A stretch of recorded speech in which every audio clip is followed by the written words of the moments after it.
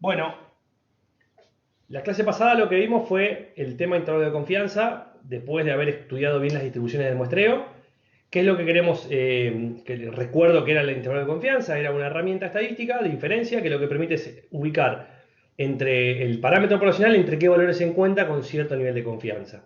¿Sí? En términos prácticos, ¿qué es lo que significa? Que si uno pudiera repetir muchas veces la muestra de tamaño n, o sea, mismo tamaño de muestra, muchas veces, muchas muestras distintas del mismo tamaño, en el 90, si fuera un intervalo de 95% de confianza, por ejemplo, 95% de los intervalos que construyan, van a estar conteniendo el parámetro y solo un 5% no. ¿Sí? Si uno pudiera tener infinitas posibilidades de hacer muestreos con el mismo tamaño de muestra y calcular intervalos. Ya que en el fondo el 95% de los intervalos contendrían el parámetro y solamente un 5% no. Eso es lo que significa en términos conceptuales. Entonces, si a ustedes les parece que un 5% es un número racional relativamente bajo y en el cual uno se puede arriesgar, total es un 5% de fallar, uno puede concluir que el parámetro se encuentra en esos valores y tomar una decisión de avanzar si le sirve que el parámetro poblacional se encuentre entre esos valores. Bien, entonces, eso con respecto a lo que es un intervalo de confianza. ¿En qué avanzamos? Bueno, avanzamos en intervalo de confianza de la media, con desvío poblacional desconocido y conocido. Cuando el desvío es conocido es el más simple, fue el primero que vimos. Cuando el desvío era desconocido tuvimos que hacer ahí tuvimos que ensayar un estadístico de prueba un poco más complejo que surgía de una T de Student, que se los presenté, y luego de ese estadístico de prueba lo implementamos como probabilidad y desde ahí deducimos al parámetro poblacional media y nos quedó entre dos valores sin necesidad de conocer el desvío poblacional. ¿Sí? Nada más que en vez de ser una distribución normal, lo que está de fondo es una distribución T de Student con n menos 1 grados de libertad.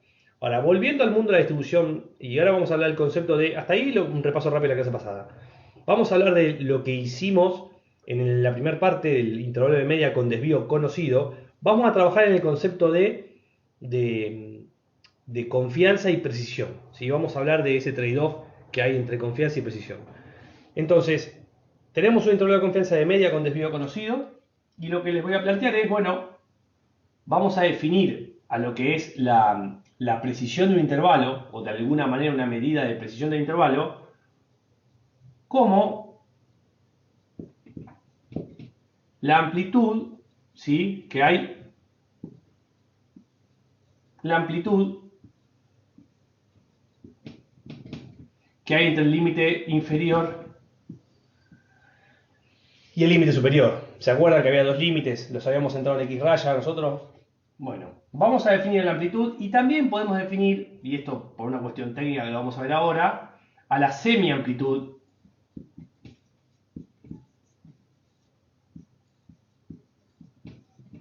Como las hacemos centrados, podemos definir la amplitud y la mitad de la amplitud, porque ahora vamos a ver para qué lo usamos. Pero trabajemos sobre la amplitud del intervalo. O sea que es el límite superior menos el límite inferior. O sea, por lo que vimos en la clase pasada, el límite superior era x raya más el z de alfa. Estamos en media con desvío conocido. Por el desvío poblacional conocido sobre raíz de n. Menos x raya menos el z de alfa por el desvío sobre raíz de n. Dijimos que la diferencia de los límites es la amplitud del intervalo. Entonces reemplazamos la diferencia como la amplitud. Y lo que tenemos acá es, fíjense que x raya se me va con x raya. Y lo que nos queda es dos veces z de alfa, porque es el menos con el menos se transforma en más, del sigma sobre raíz de n. Entonces lo que tenemos es que la amplitud es igual a dos veces z de alfa por sigma sobre raíz de n. Por una cuestión práctica, dijimos que definimos a la semiamplitud y vamos a llamar a la amplitud como A y a la semiamplitud como delta. ¿Sí? Entonces voy a dividir en ambos miembros por 2, divido por 2 y divido por 2. Esto se me va y esto se transforma en la semiamplitud. ¿Sí? Y lo que vamos a tener es que la semiamplitud es igual a z de alfa, me saqué el 2 de encima, por sigma sobre raíz de n. Por una cuestión práctica voy a despejar n, y lo que nos queda es que n es igual a z de alfa por sigma sobre delta, todo al cuadrado. Y lo que hemos encontrado es una fórmula, perdón, una fórmula que relaciona al tamaño de muestra con el representante del error, que es el z de alfa, la varianza poblacional, que bueno, es un parámetro, es un valor constante, sobre la semiamplitud al cuadrado, o sea, un valor que representa a la amplitud, nada más que en mitad. Es la mitad de la amplitud, pero bueno, es nada, es un dato de la amplitud del intervalo. Esta fórmula, que es la fórmula que se le suele decir la fórmula del tamaño de muestra, así se la llama habitualmente, de el intervalo de confianza para la media con el desvío poblacional conocido, solamente para ese caso sirve. Esta fórmula lo que me relaciona son estos dos conceptos que les decía. Fíjense el Z. En una normal estándar, cuanto más alejados están los límites, o sea, cuanto más chico es el alfa, porque recuerden que 1 menos alfa está en la parte central de la distribución, ¿sí? Alfa repartido en 2, alfa sobre 2 en cada lado, es el nivel de error que se asume con el intervalo. Cuanto más chico es el alfa, o sea, cuanto más chicos son los 2 alfa sobre 2 que están en los costados, más corridos están los valores del z de alfa, ¿sí? Hacia afuera, ¿de acuerdo? Entonces, cuanto más alto es el valor de z de alfa, o sea, cuanto más corrido para afuera está, más negativo o más positivo, alfa es más chico. Cuanto más grande z, menos error, ¿sí? Entonces, si yo aumento z, significa que estoy reduciendo el nivel de error, ¿ok? Si el parámetro varianza poblacional es constante y el tamaño de muestra es constante, para que esta ecuación se nivele, de la única manera que aumentando z todo el cociente no cambie, es que aumente la semiamplitud. Si no queda otra, porque les dije, supongamos que n es constante y el desvío poblacional es un parámetro poblacional de estadística paramétrica clásica, es constante. O sea que el único valor variable es la semiamplitud. Entonces no me queda otra que si aumento el z de alfa, o sea, si reduzco el error, aumente la semiamplitud. ¿Y qué significa que aumente la semiamplitud? Significa que obviamente se me corren los límites para afuera, ¿sí? Lo que en la jerga le decimos, perdemos precisión, porque el estimador, el intervalo de confianza, perdón, va a tener los límites más alejados, ¿sí? O sea, es menos preciso, porque me va a decir que el parámetro poblacional va a estar entre dos valores que están muy distantes. Un ejemplo absurdo. Si yo les digo que el promedio de edad de la población argentina está entre 0 y 200 años, ustedes van a decir, no me dijiste nada. Bueno, pero se los digo con el 100% de confianza. Estoy convencido que el promedio de edad de los argentinos está entre 0 y 200 años, pero con un 100% de confianza. Gracias, pero no sirve para nada porque me pusiste límites tan lejanos que en el fondo, al darme mucha amplitud, o sea, poca precisión, me aumentaste la confianza. Y bueno, eso es lo que refleja esta fórmula, que es lo que no puede suceder de manera simultánea. Si ustedes reducen el error, o sea, aumentan z, o sea, aumentan la confianza, reducen el error, es aumentar la confianza, no les queda otra que aumentar la amplitud o semiamplitud, que significa reducir la precisión, o sea, agrandar los límites es ser menos preciso. Entonces, a mayor confianza, menor precisión, ¿sí? Que en la fórmula se ve matemáticamente como aumentar el z o aumentar el semiamplitud, pero significa eso, a mayor confianza, menor precisión. Y si ustedes quieren ganar precisión, o sea, reducir la semiamplitud, no les queda otra que reducir la confianza. Perdón, ¿por qué? Porque lo que hacen es reducir el z, que significa aumentar el error. Si aumentan el error, reducen la confianza. Bien, ese trade-off va a estar siempre. La única manera que estas dos cosas ocurran de manera simultánea, o sea que aumentamos z es reducir el error, aumentar la confianza, y también seamos más precisos, se puede hacer las dos cosas. La única variable que nos tenemos es que no nos va a quedar otra que aumentar el tamaño de muestra, ¿sí? Para que uno tenga más confianza y más precisión, no me queda otra que aumentar el tamaño de muestra. En el extremo, si uno lo pudiera hacer al máximo, cuando uno tiene toda la muestra que reúne la población, lo que tiene es la población. En ese momento va a ser perfectamente confiable con total precisión. ¿Por qué? Y porque llegamos al absurdo de tener a la población. Entonces ya la estimación no tiene sentido. Pero ese es el juego que van a tener siempre con esta herramienta, ¿sí? A mayor confianza, menor precisión, y eso se ve materializado en esta fórmula. Esta fórmula, como les dije, sirve solamente para estos tipos de casos cuando hablamos de un test de media con desvío conocido. Pueden trabajar con esta fórmula en los casos que tengan la normal. Cuando la T-Student tienen que aproximar a la normal sí o sí, porque queda la variable libre, la normal, los grados de libertad ahí nos generan un inconveniente que no vamos a resolver este curso. ¿Sí? Así que cuando tengan normal estándar atrás o normal, pueden trabajarla. Son el test de hipótesis, el intervalo de confianza de la media con desvío conocido y el de la proporción, que lo vamos a ver en un ratito. Bien, pero la fórmula no es la misma. La deducen de la misma manera, calculan la diferencia de los límites y hacen lo mismo que hicimos recién, nada más que con los límites de la proporción, si van a ser otros. Aclarado esto, cuando ustedes en un examen, en un ejercicio de parcial, perdón, de la guía o de parcial, les pregunten asociar al tamaño de muestra, verifiquen que sea de intervalo de confianza de media con desvío conocido y luego aplican esta fórmula sin ningún problema. Tienen que elevar al cuadrado por una cuestión de que técnicamente así lo pedía la fórmula. Bien, bien, por este lado, sigo avanzando. Vamos a hablar del intervalo de confianza de la varianza.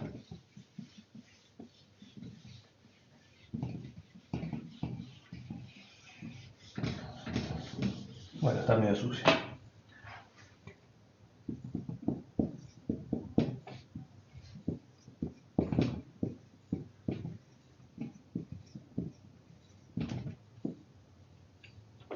¿Qué sabemos nosotros de la varianza? Sabemos que n-1 por ese sombrero cuadrado sobre sigma cuadrado se distribuye como un archi cuadrado con n menos 1 grados de libertad. Para esto habíamos supuesto, no sé si se acuerdan, que la variable poblacional era normal, ¿no? Y habíamos llegado a esta situación. Luego, lo que vamos a plantear es, ya que tenemos esta estructura, vamos a trabajar de alguna manera una probabilidad que nos permita recoger en un intervalo el parámetro poblacional varianza. ¿Sí? Y lo que hacemos es simplemente calcular la probabilidad de que un límite, en este caso como estamos en chi cuadrado, va a ser un límite chi cuadrado, porque va a estar dentro de una chi cuadrado. Vamos a tener un chi cuadrado inferior, menor a n-1, porque es la distribución estadística de prueba, ¿no? Menor a un chi cuadrado superior, que son los dos valores límite, el inferior y el superior, ¿sí? Esto va a ser igual a un 1 menos alfa. O sea, en términos gráficos lo que vamos a tener es nuestra chi cuadrado, asimétrica, en donde al ser asimétrica, nada, no son iguales, pero sí respetamos que se mantiene la proporcionalidad, o sea que este es alfa sobre 2 y esto es alfa sobre 2. Nada más que tiene otra forma por una cuestión de asimetría, ¿sí? Lo que vamos a buscar es cuáles son el chi cuadrado inferior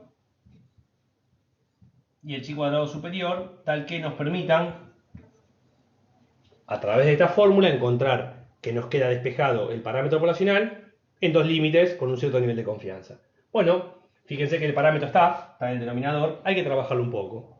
Y lo que vamos a hacer es simplemente pasar dividiendo toda esta parte de acá, en ambos lados, y luego vamos a utilizar el recíproco, o sea, hagan de cuenta que vamos a dar vuelta los cocientes. Obviamente cuando uno da vuelta a los cocientes tenemos que trabajar con las inecuaciones para que no nos quede mal, pero es todo lo que vamos a hacer. Voy a despejar dividiendo en ambos miembros por la parte del numerador y luego dar vuelta a los cocientes. Entonces lo que nos queda es la probabilidad, perdón, no es probabilidad, ya es confianza, porque ya me saco de encima, me queda solamente el parámetro despejado, de n-1 por ese cuadrado sombrero, menor a la varianza poblacional, menor a n-1 por ese cuadrado sombrero. Todo igual a 1 menos alfa. En el denominador, a propósito no lo puse antes, para mantener las inecuaciones con este sentido como están, ¿sí? O sea, el menor acá y el mayor a la derecha, cuando uno invierte un cociente que está dividido, en este caso está en el numerador un número más chico, este es un número más chico, este es un número más grande, claramente porque está más a la izquierda, ¿sí? La recta numérica. Cuando uno lo invierte, al dividir por un número más chico, el cociente aumenta y al dividir por un número más grande, el cociente disminuye. Entonces, y para mantener las inecuaciones, lo que hacemos es, de este lado dejamos el chi cuadrado superior, porque es lo mismo que está pasando acá arriba, y acá dejamos el chi cuadrado inferior, ¿sí? Esto repítanlo de vuelta, porque me suelen preguntar, ay, no entendí por qué puso el superior a la izquierda y el inferior a la derecha. No, justamente es porque cuando uno despeja y me queda 1 sobre el sigma cuadrado, al dar vuelta los cocientes, al calcular los recíprocos, nada, tenemos que cambiar de lado de la inecuación para seguir manteniendo la desigualdad como corresponde, y bueno, nada, reglas algebraicas. Y lo que hemos obtenido es el intervalo de confianza para la varianza, ¿sí? Que tiene en cuenta el tamaño de muestra, el estimador de la varianza poblacional y un valor chi cuadrado que dependerá del nivel de error.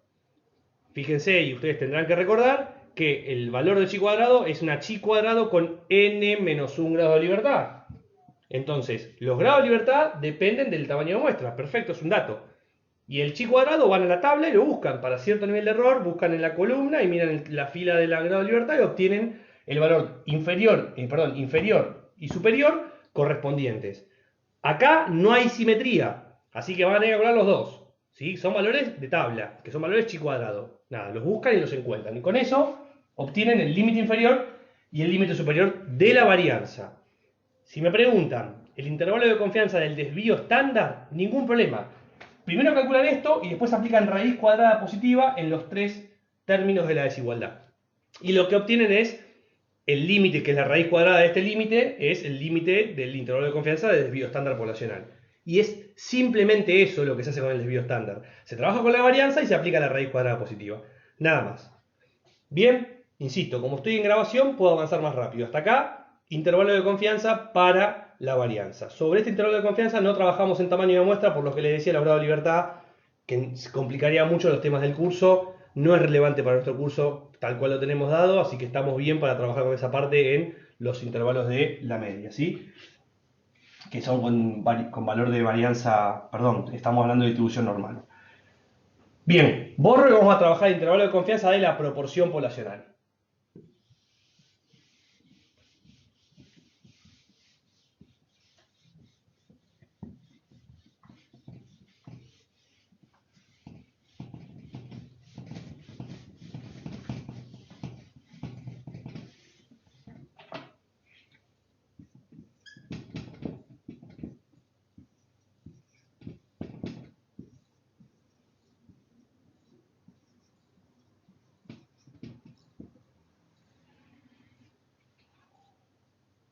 ¿Qué sabemos de la proporción? Bueno, yo no les dije mucho, simplemente les dije que P raya se aproxima a una normal con media P y desvío P por Q sobre N raíz cuadrada, ¿sí? Esto viene de una distribución binomial que hay que aproximar a la normal cuando n es mayor a 30, entonces, nada, yo el supuesto que les dije es, esto solo se puede hacer si n es mayor a 30, o lo que significa en nuestro lenguaje, en la convención de nuestro curso, es si el tamaño de muestra es lo suficientemente grande como para que la binomial se aproxime a la normal. ¿Sí? Definimos que 30 es ese valor, entonces a partir de 30 asumimos que la binomial se aproxima a la normal, por eso que la proporción muestral, la variable aleatoria proporción muestral, que es un estimador, o sea, es una función matemática aplicada sobre la muestra aleatoria, o sea, P raya también es una variable aleatoria, su distribución de probabilidad es una normal, por aproximación, porque vamos a trabajar con muestras mayores a 30, y su media es P, o sea que es insesgado, y su desvío, en este caso el desvío es P por Q sobre N raíz. O sea que la varianza será P por Q sobre N, por ende, cuando el límite aumenta de N tanto como uno quiere, a más infinito, esta varianza tiende a 0. Al ser insesgado y tender a 0, es consistente. Bien, o sea que hemos encontrado que el estimador P raya es insesgado y es consistente. Eso da un resumen de lo que la vez pasada les comenté y ustedes deberían trabajar y buscar en sus casas en el libro y seguir estudiando del libro o de internet, de donde consideren. En el libro eso está explicado, así que es más fácil todavía. Entonces, con el estadístico de prueba construido, lo que vamos a hacer es simplemente estandarizar una variable y calcular una probabilidad. O sea, probabilidad de un límite, que en este caso, como estamos en normal, va a ser un z de alfa negativo menor a p raya menos la proporción poblacional sobre P por Q sobre N raíz cuadrada menor al Z de alfa positivo igual a 1 menos alfa. Sí, o sea, al estandarizar per raya, estoy en el mundo normal estándar, entonces utilizo valores extremos, valores límites normales estándar, como corresponde por la distribución de probabilidad. Simplemente despejamos, esto voy a hacerlo en dos pasos, probabilidad de menos z de alfa por p por q sobre n raíz, menor a p raya menos p, menor a z de alfa, p por q sobre n raíz cuadrada. Esto es igual a 1 menos alfa.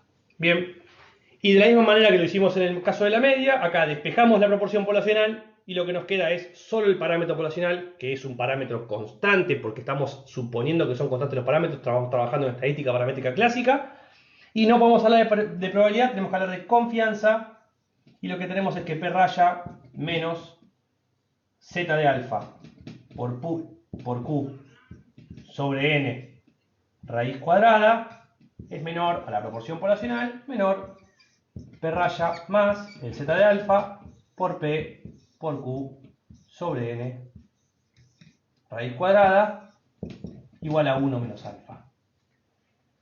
Antes de terminar y recuadrársela como la fórmula de intervalo de confianza de proporción poblacional, recuerden dos cosas, que n tiene que ser mayor a 30 sí o sí para que esto ocurra. Y lo segundo, si no, no podemos trabajar con proporción, por lo menos en el curso nuestro, ¿sí? Decidimos no ahondar en qué ocurre cuando el tamaño de muestra no nos permite que la distribución se aproxime a la normal. Y lo segundo es que algo que no está bien es que si estamos estimando el parámetro proporción poblacional, no podemos tener el parámetro proporción poblacional en los límites. Entonces lo que se hace en estos casos, está bien teóricamente que se construya así, lo que se hace en este caso es estimar P raya Q raya en el desvío de nuestro estimador, que se hace solamente para este caso, dado que nos queda, si quieren, un bucle entre que estoy estimando el parámetro, pero no tengo el parámetro. ¿Para qué lo estimo? Bueno, nada. Ahí lo que hacemos es estimar a la proporción poblacional y al complemento de la proporción poblacional, y de esa forma trabajamos con valores estimados, ¿sí? No voy a ahondar más. Esa es la fórmula. Recuerden que está bien que nos quede la proporción poblacional en los límites, pero se estima justamente porque es el dato que no tenemos. ¿De acuerdo? Y ese sí, remarcado, es el intervalo de confianza para la proporción poblacional. Si ustedes tienen que entender entre qué valores de confianza se encuentra una intención de voto de un candidato, por ejemplo, se usa este intervalo de confianza. Yo utilizo mucho los intervalos de confianza de proporción porque cuando uno trabaja con muestreos y uno trabaja infiriendo ejemplos puede ser de probabilidad de default, o sea, que no pagar una deuda o pagar la deuda, o comprar un producto o no comprar un producto, reaccionar ante un estímulo, en todo lo que es el mundo de marketing y el mundo de riesgos de las entidades financieras, se trabaja mucho con estos intervalos de confianza. ¿Por qué? Porque nos permiten concluir, no de manera directa, sino ya analizando qué le ocurriría a la distribución si uno hubiera recalculado muchas veces en la muestra, que es lo que uno no hace, pero si lo hubiera hecho, hubiera ocurrido. Entonces, ustedes confían en que yo, si arrojo una moneda, va a ser 50 y 50. ¿Por qué? Porque ustedes saben que si ustedes arrojaran la moneda muchas veces, ¿sí? La moneda va a caer, en el largo plazo va a caer el 50 y 50 de cada lado. ¿Bien? Entonces, a nadie se le ocurre pensar, no, apostá siempre cara, porque esta moneda va a ser que cae cara. No, porque una chance podés apostar una u otra, pero después si vos te hablan de que vas a ejecutar muchas veces el mismo experimento, no te la jugás con solo cara, porque sabés que es 50 y 50 la chance. Bueno, esto es lo mismo. Si uno sabe de antemano que si lo repetiría pasaría esto, no lo repite, ya sabe más o menos entre qué valores se encuentra con qué nivel de confianza. Lo único que te tiene que cerrar es el porcentaje de confianza para tomar la decisión. Acá en el caso de la moneda es 50 y 50, no me sirve de nada porque es 50 y 50. Pero si yo supiera que la moneda es 90-10 y a mí el 10 me parece muy poco relevante y digo, está bien, voy por el lado de que la moneda va a caer del lado del 90. Aunque sé que uno de cada 10 no va a caer así, pero no importa. Tomo la decisión de que 9 de cada 10 sí, y mi decisión estará sustentada porque a mí me sirve que más de 8 cada 10 alcanza. Listo, y es mi decisión y es mi análisis en particular. Esto es lo mismo, estudiar un intervalo de confianza de proporción te va a decir entre qué valores límites se encuentra con qué nivel de confianza. Nada, si te dice que está entre el 30 y el 38% de intención de voto, puedes decir, che, no puede ser más preciso, no me interesa, porque a mí me preocupa, mi decisión está en aumentar el gasto en la campaña publicitaria, porque necesito estar por arriba del 45 para ganar en primera vuelta. Entonces, a mí que me diga que está entre el 30 y el 38, como decisión, no me dice exactamente cuánto es, pero me dice que estoy en el orden de esos valores, entonces no alcanzo a ganar en primera vuelta. Bueno, tenemos que hacer algo para ganar en primera vuelta, ¿sí? O si fuera al revés, si me da entre el 45 y el 55, digo, me siento cómodo, me freno, mantengo lo que estoy haciendo. 10 puntos de diferencia, que es un montón, depende del caso, donde estén ubicados, puede ser que la decisión me ayude para decidir algo que está seguro, o sea, o estoy tranquilo con la decisión y soy consistente con la decisión, o a veces no, y dependerá del problema. Este intervalo de confianza es muy utilizado justamente porque las proporciones son valores que todo el tiempo estudiamos y no tenemos que responder sí o no porque uno conoce o sabe mucho el tema, sino que le ponemos números a las decisiones y esta herramienta es una de las cuales, entre las tantas que existen, que nos permiten poner número a las decisiones como para que poder empezar a hablar de toma de decisiones en base a datos, que es algo que se habla mucho hoy. Si ustedes habrán leído alguna revista del mundo corporativo, el mundo de las empresas, todo el tiempo se hace foco en toma de decisiones en base a datos. Bueno, estas son las primeras reglas estadísticas, las herramientas estadísticas básicas con las que se hacen ese tipo de análisis, ¿sí? Insisto, esto es básico, pero de acá, créanme que en complejidad no aumenta, lo que aumenta es en cantidad de temas nada más, cuando uno profundiza, pero los conceptos están basados en lo mismo que este intervalo de confianza, en distribuciones de muestreo. Listo, cierro el tema de intervalo de confianza. Ustedes en sus casas calculen como diferencia de estos límites la fórmula del tamaño de muestra de este intervalo de confianza. Se puede porque es de normal, ¿ok? Hay una variable z normal estándar. Cierro el tema acá. Borro y arranco rápido con test de hipótesis para dar una intro de cara a la clase que viene para terminar con el tema de test de hipótesis. ¿Qué es el test de hipótesis? Otra herramienta más de la inferencia estadística. Y lo que vamos a hacer acá, en vez de acotar entre dos límites el valor del parámetro, lo que vamos a hacer es, tengo una hipótesis formada sobre un parámetro poblacional, creo que vale 24%, creo que sí, vamos a hacer un test de hipótesis de proporción, creo que la intención de voto es 40%, ¿sí? Creo, bueno, voy a chequearlo con una muestra, para ver si estoy bien o estoy mal, ¿sí? Creo que, no dije que el parámetro sea 40, digo, yo creo que es 40, hago una hipótesis sobre el parámetro, y lo que quiero hacer es verificarlo con la muestra. ¿La muestra me valida mi hipótesis o no me valida mi hipótesis?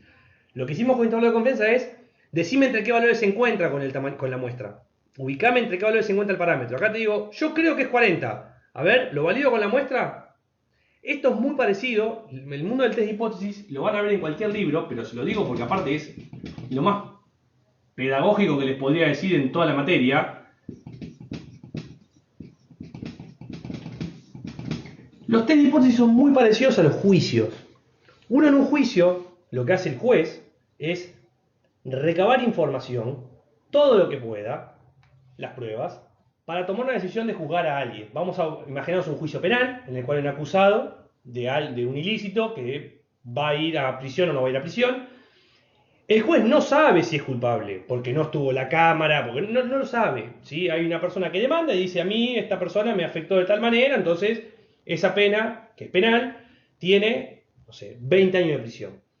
El juez, antes de decidir si lo va a condenar o no lo va a condenar, que es la decisión que tiene que tomar, condeno o no condeno, va a recabar todas las pruebas posibles en la instrucción y luego después en el juicio, si correspondiera a juicio oral, si no, bueno, el juicio como termine técnicamente, la verdad no soy abogado, pero algunos nombres conozco.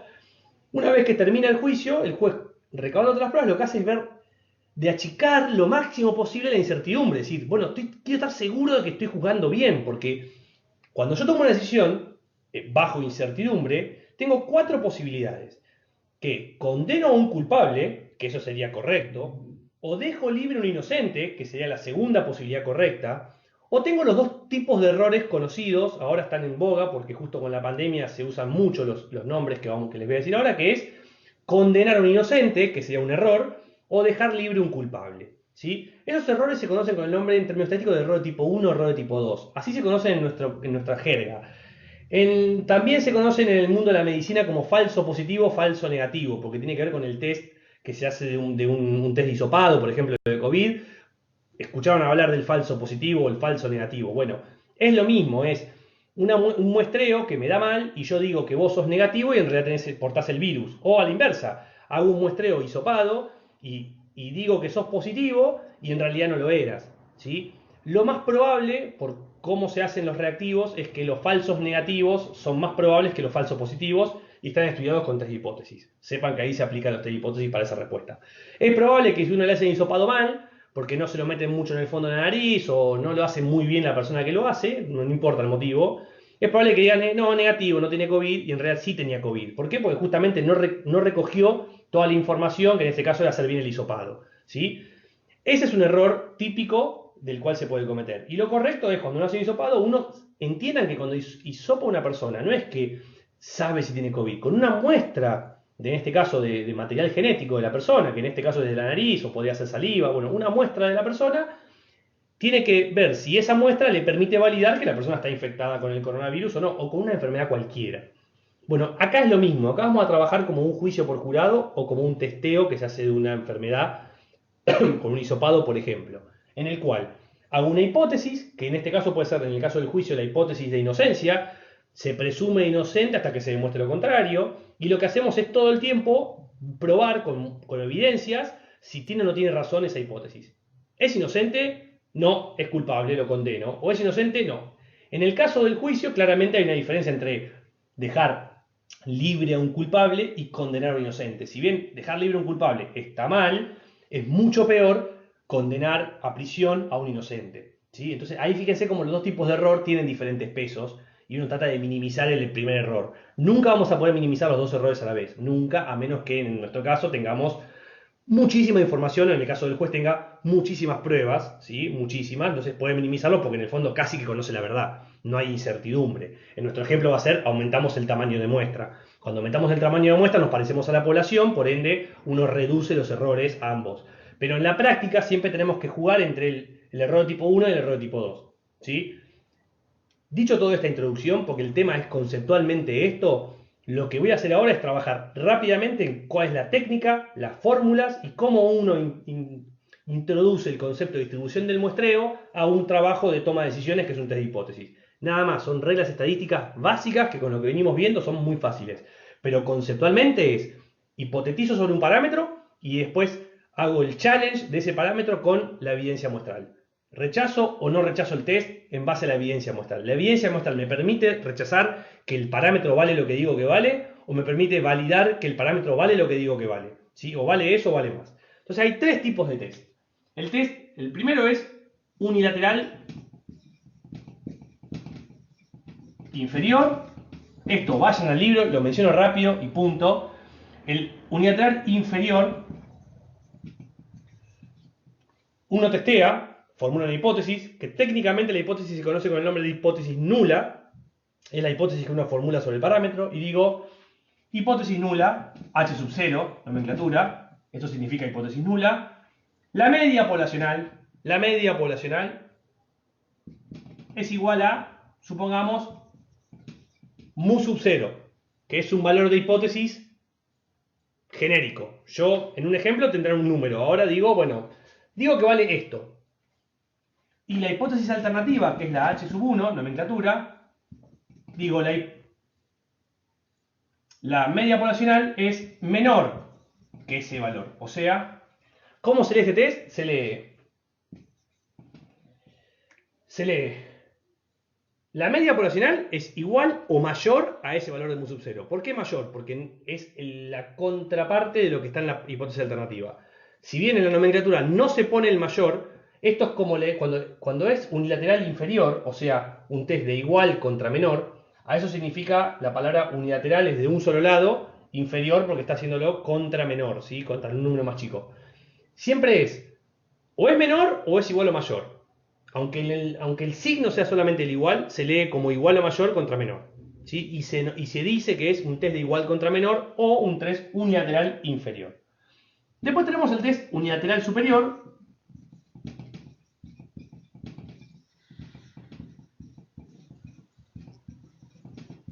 que también es muy similar, nada más que en vez de ser contra menor es contra mayor. O sea, este test será hipótesis nula, lo escribo más chiquito, mu igual a mu sub 0, mu mayor a mu sub 0.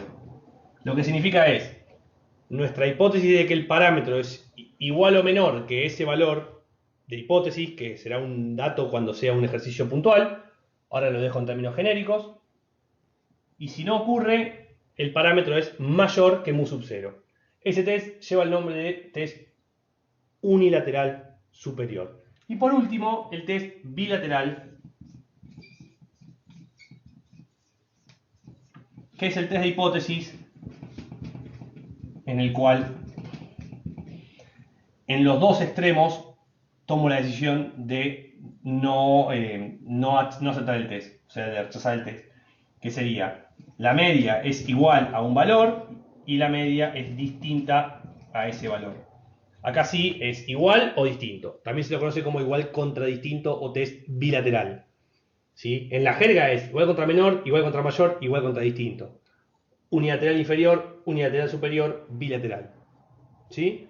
Acá es o es esto o no es esto. Entonces digo, en nuestro caso es ese valor o no ese valor. ¿Sí? Depende de lo que querramos como solución a nuestro problema. Depende del planteo del problema, tenemos que usar uno de estos tres tipos de test. Siempre. Bien, vamos al primer ejemplo, al igual contra menor, por ejemplo, para usarlo, porque todos son, en términos de razonamiento, son iguales, ¿sí? Una vez que tengo un test y tengo que resolver mi hipótesis que sea igual o menor que un valor, ¿sí? Lo que voy a trabajar es en cómo tomo la decisión, en qué regla de decisión tomo para justamente decidir en el test. Entonces yo voy a plantear un nivel de alfa, que va a ser el error de tipo 1, que es la probabilidad de rechazar la hipótesis nula, sabiendo, dado que la hipótesis nula es verdadera. Nosotros asumimos que la hipótesis nula es verdadera, asumimos que lo que estamos planteando es verdad. Como les decía hace un rato en el juicio por jurado, les decía, asumo que es inocente. Bueno, ¿cómo hago para rechazar que la persona no es inocente? O sea, que es culpable. ¿Bien? Asumiendo que es inocente, si yo digo que es culpable, tengo que tener mucha evidencia para decir que es culpable. Bueno, esto es lo mismo. La probabilidad de, asumiendo que es inocente o asumiendo que la hipótesis nula es verdadera, rechazar el test es justamente la probabilidad de que se llama error tipo 1, que es el error del test, ¿sí? Que lo vamos a definir como alfa. En términos prácticos, ¿cuándo rechazo el test? Bueno, acá vamos a trabajar con un valor que se llama límite crítico.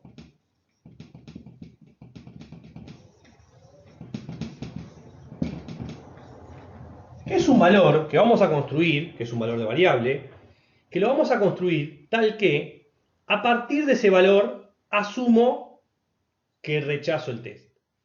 En el caso nuestro es por debajo, porque es contra menor, o sea, vamos a definir una zona de rechazo, supongamos este ejemplo particular, ¿sí?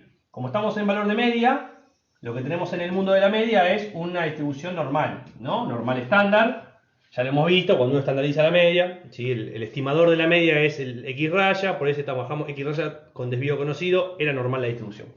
Perfecto, asumamos que tenemos X raya con desvío conocido, o sea que tenemos el desvío conocido. Lo que vamos a hacer es, centrado en mu sub 0, vamos a elegir a izquierda, por eso es contra menor, un límite crítico a partir del cual tengamos una zona que acumula probabilidad alfa, error de tipo 1, en la cual si el valor de evidencia muestral me da por debajo, o sea, la evidencia muestral me dice que está por debajo de ese límite crítico, voy a tomar la decisión de rechazar el test de hipótesis, o sea, rechazar la hipótesis nula de que la media no es igual o mayor, sino que evidentemente la media es menor a ese mu sub 0, si la media poblacional. Lo repito, vamos a separar en dos zonas, en la zona de rechazo,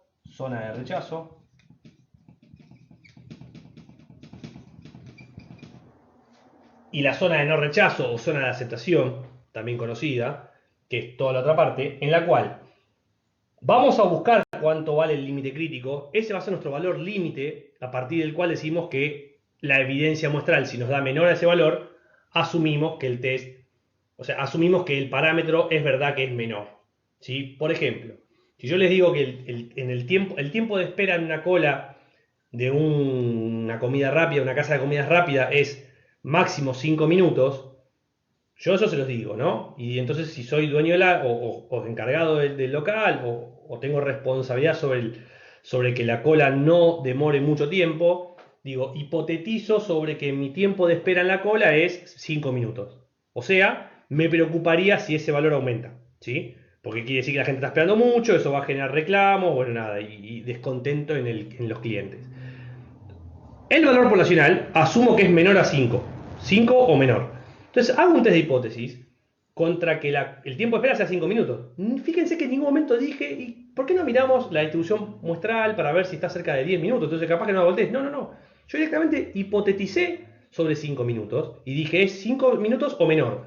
Voy a hacer un test de igual contra mayor para ver si, en base a la evidencia muestral, tomo datos muestra, analizo en algunos momentos del día cuánto tardan las personas, le pregunto a 5, 6, 20 personas cuánto tiempo tardaron, y justamente lo que voy a hacer es testear si el tiempo de espera promedio, o sea, la media muestral, que es el tiempo de espera promedio de las muestras que tomé, supera ampliamente los 5 minutos. Entonces ahí voy a decidir, y pongan que esto voy a hacer una decisión personal, decir, bueno, si la media supera los 7 minutos, voy a concluir, ese va a ser mi valor límite crítico, o voy a concluir que evidentemente supera los 5. Porque no voy a usar 5 minutos exactamente. ¿Por qué? Porque justamente por una cuestión de selectividad de la muestra, porque no estoy muy seguro de cómo selecciona la muestra, o muchas veces no solamente por la selección de la muestra, porque en el curso vamos a suponer que seleccionamos bien. Muchas veces es porque aleatoriamente la muestra me dio un poquito más arriba y la próxima muestra me puede dar un poquito más abajo, ¿sí? Porque es aleatorio. No quiero tomar decisión con la muestra que me da 5,01 minutos, digo, ya está, supera, tenemos un problema, hay que hablar con el equipo. Chicos, por favor, trabajen más rápido porque la gente está esperando más de 5 minutos. No, no, no. Antes de hacer todo ese movimiento, que es ordenar un equipo de trabajo de toda una casa de comida rápida, quiero verificar que realmente el tiempo de espera es superior a 5 minutos. Entonces voy a decidir que si superan 7, me quedo tranquilo que no hay un problema de muestreo, es que evidentemente está por arriba de 5. ¿Sí? Uso 7 como límite. Eso es lo que hace el límite crítico. Es un valor lo suficientemente lejano que me permite tomar la decisión con cierto nivel de seguridad. ¿Cuál es el nivel de seguridad? El alfa error. O sea, no hay un nivel de seguridad óptimo. Vas a tomar la decisión con un alfa error. 2%, 5%, lo que cada uno necesite para su momento. O sea, no es un tema que se los pueda explicar. Dependerá de cada momento, cada análisis, cada situación en particular, cuánto es este valor. Ustedes tienen que saber que juegan con esa decisión, que depende del alfa al valor del límite. Bien, entonces en nuestro ejemplo puntual, si X raya cae por debajo, o sea, cae por acá, la evidencia muestral es menor al límite crítico, rechazamos la hipótesis nula. Entonces, rechazar la hipótesis nula es la probabilidad de que X raya sea menor que el límite crítico, dado que la hipótesis nula es de verdadera, o sea que la hipótesis nula, que mu sub 0 es el valor del parámetro. Esta probabilidad ocurre, y esto dijimos que era alfa, acá le saco la parte de la condición porque ya asumo que se cumple, ¿sí? Esta probabilidad ocurre cuando, bueno, acá tenemos que no nos queda otra que trabajar con muestreo, ¿sí? Con la distribución de muestreo. Vamos a estandarizar X raya, restamos la media de hipótesis y el desvío estándar, y lo que hacemos es simplemente estandarizar X raya menos mu sub 0. ¿Por qué mu sub 0? Porque asumo veracidad de la hipótesis nula, ¿no? Sobre desvío sobre raíz de n menor al límite crítico menos mu sub 0 sobre desvío sobre raíz de n. Esto es igual a alfa. Bien. Estandarizado, este valor es un valor de, podemos decir, o lleva el nombre de z empírico. Espero que se llegue a ver. Sí, se llega a ver, me corro y se ve.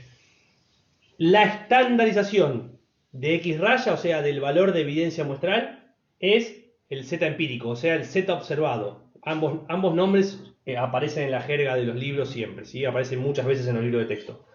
O sea, es el z de evidencia, empírico.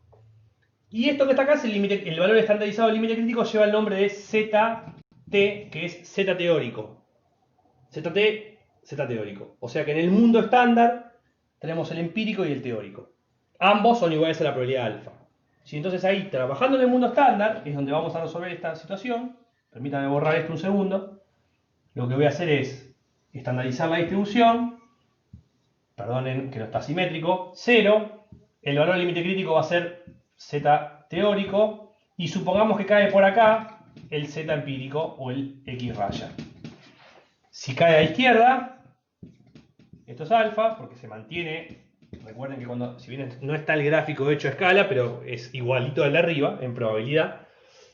Entonces lo que tenemos es un valor empírico, un valor teórico a partir de los cuales tomo la decisión. Este valor teórico se calcula muy fácil. ¿Por qué? Porque es el valor al cual uno va con un cierto nivel de alfa a tomar la decisión.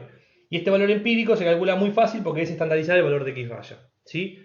Entonces, o estandarizo este valor para comparar contra el valor teórico, o desestandarizo este valor para comparar contra el valor de X raya. Es lo mismo, en los dos mundos tienen que comparar Z teórico con Z empírico o X raya con el límite crítico. En términos conceptuales, bueno, esto al ser un valor, lo que podemos despejarlo, y lo que hemos encontrado es que el valor del límite crítico, sí, el valor del límite crítico, no va a ser ni más ni menos que esta desestandarización del Z teórico. O sea, es el mu sub 0 de hipótesis, en este caso va a estar del lado izquierdo porque es contra menor, es unidad inferior, es menos un Z teórico por sigma sobre raíz de n. Esta es la fórmula del límite crítico para un test de igual contra menor con media y desvío poblacional conocido. ¿Sí? Recuerden que les dije que había tres tipos de test. Igual contra menor, igual contra mayor, igual contra distinto. En el igual contra menor, ustedes tienen un test de igual contra menor para media con desvío conocido, para media con desvío desconocido, para varianza y para proporción. Y así con cada uno de los tests, el igual contra mayor, menor y distinto. O sea que hay 12 tipos de test distintos, o sea, hay 12 fórmulas de límite crítico distintas, que difieren muy poco entre ellas, pero conceptualmente son lo mismo. O sea, son el valor límite a partir del cual se toma la decisión con la evidencia muestral. En este caso, ustedes con el Z teórico, que va a ser un Z tal que un nivel de error de tipo 1, o el nivel de error, de probabilidad, con el alfa calculan el Z, porque es un valor de normal estándar, ¿sí? Que sale por el alfa. Es el valor de variable que acumula cierto nivel de probabilidad a izquierda en este caso. El desvío poblacional es conocido, lo van a tener como dato. El tamaño de muestra es conocido, raíz del tamaño de muestra. Y el mu sub 0 es el valor de hipótesis. En el ejemplo de la cola de la espera, de la comida rápida, era 7 minutos. Bueno, ese valor, perdón, ahí era 5 minutos el valor de hipótesis. 7 era el valor del límite crítico. Acá lo que estamos haciendo es calcular cuánto vale el límite crítico tal que cierto nivel de error de tipo 1. ¿De acuerdo? Con ese valor, una vez que tiene el límite crítico, una vez que lo tiene, comparan contra el valor de media muestral, X raya, y si X raya es menor, rechazan la hipótesis nula. Lo que significa es que la media es menor que la media de hipótesis, que la que haya sido. Si ese valor es igual o mayor, no rechazan la hipótesis nula. O sea, que la media es igual o mayor que la media de hipótesis. ¿Ok? Fíjense que acá no fuimos por inferir entre intervalos, sino que lo que hicimos es un desafío entre, esta es mi hipótesis, ¿la rechazo o no la rechazo? ¿Y por qué hablo de rechazar o no rechazar? Y con esto cierro, porque la idea conceptual era esta. Quiero que la trabajen, quiero que lean el libro, quiero que el jueves sigamos fuerte con esto. Yo voy a venir de vuelta y lo vamos a hablar. Vamos a terminar de ver test de hipótesis de lo que nos falta, los otros tipos de test, para media con desconocido, para varianza, para proporción, y un test de hipótesis para dos poblaciones, que también lo vamos a ver.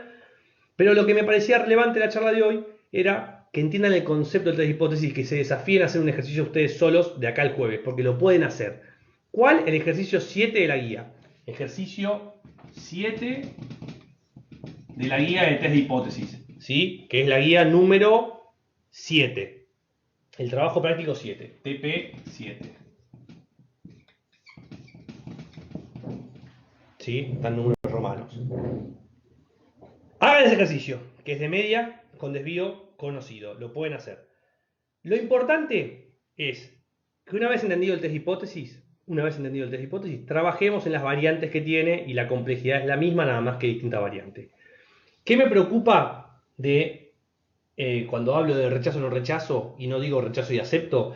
Porque todo lo que tiene que ver con el test de hipótesis viene de la mano de la corriente popperiana del falsacionismo, que uno avanza en el conocimiento refutando hipótesis. O sea, uno no avanza en el conocimiento encontrando las verdades. La verdad es algo que es un concepto que es difícil de encontrar, es difícil de obtener. Lo que uno que sabe es que seguro no es verdad. Entonces, en algún momento nos creíamos como humanidad que la Tierra era el centro del universo, después nos dimos cuenta que el Sol era el centro del universo, y eso es lo que se pensó en un segundo cambio de paradigma, y después nos dimos cuenta que estábamos integrados a una galaxia o un universo con varias galaxias en el cual el Sol no es el centro del universo, el Sol es simplemente el centro del sistema solar. Entonces fíjense como cada cambio no es que uno sabe, la verdad no sabemos cuál es la verdad, pero ¿qué sabemos? Que la Tierra no es el centro del universo, y ya también sabemos que el Sol no es el centro del universo, ¿sí?